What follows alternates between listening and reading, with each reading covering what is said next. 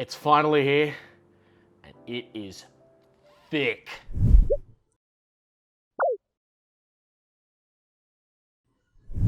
It's PlayStation 5 launch day here in Australia. We finally have the console in our hands, and it is time to unbox this. Before we start though, I'd just like to let you know that tonight at 7 PM Australian Eastern Daylight Time, Mick Brown and myself will be streaming right here on Two Retromates some PS5 launch titles, as well as some PS4 backwards compat titles that take advantage of the haptic feedback on the DualSense controller. The link to the stream will be somewhere here or in the description below. All right, let's get this opened up. Now, the good news is no knives, no seals to actually cut. So the only thing you're gonna need is either a flathead screwdriver to actually install the base or just a large coin. That'll do. So it's completely toolless. So let's start this off. So just gotta open up the lip there. We'll open it up.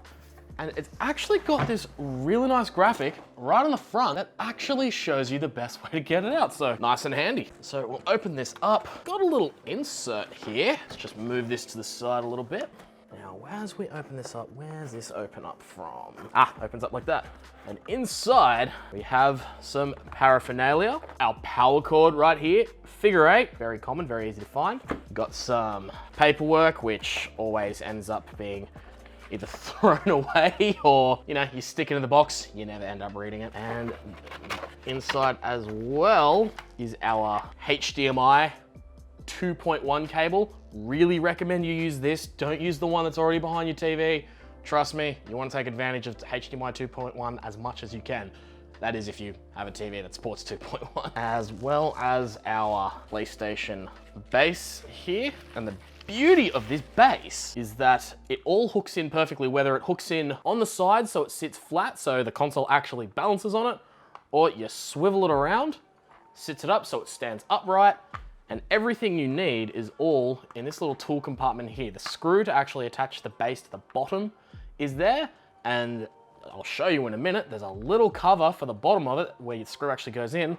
That little cover also goes in here, so there's no reason for you to lose all any little things, because, you know, screws and everything tend to go missing. And this is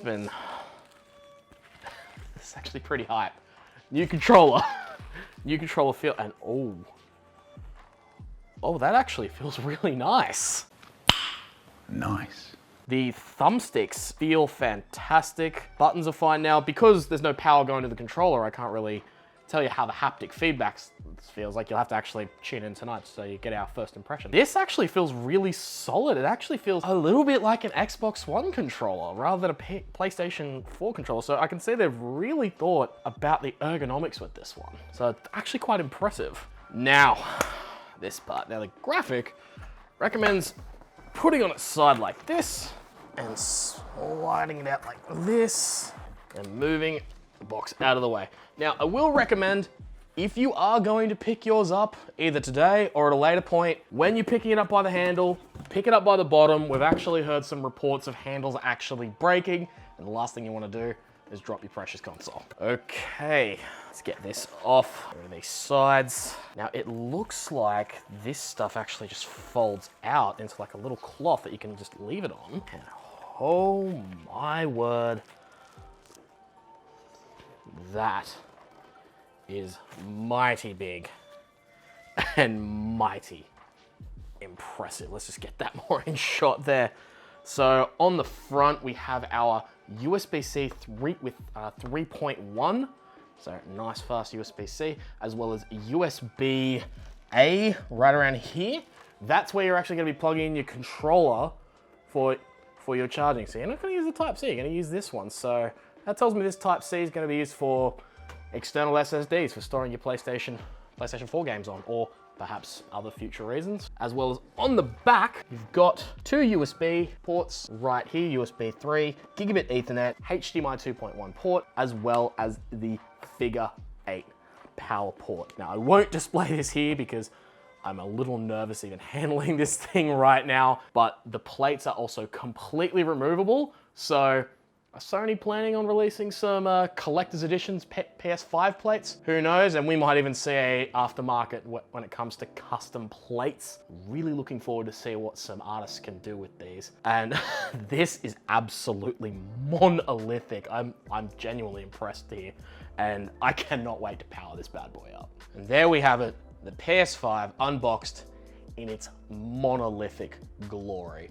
Tell me, were you lucky enough to get your launch day pre-order moved up? Or maybe you were even luckier to actually get a launch day pre-order straight away. We're off to set this up for the stream later tonight, where we're gonna be checking out Spider-Man Miles Morales, as well as a bunch of other launch titles. Link to the stream in the description below. You won't wanna miss out on the fun there. But thanks for tuning in. If you liked what we did here, hit the like button, hit subscribe, as well as hit that notification bell and set it to all so you don't miss any videos from us, like our off-the-shelf game collecting series, as well as a few other projects we've got in the pipeline, so stay tuned. But until then, thanks for watching, and I'll see you next time.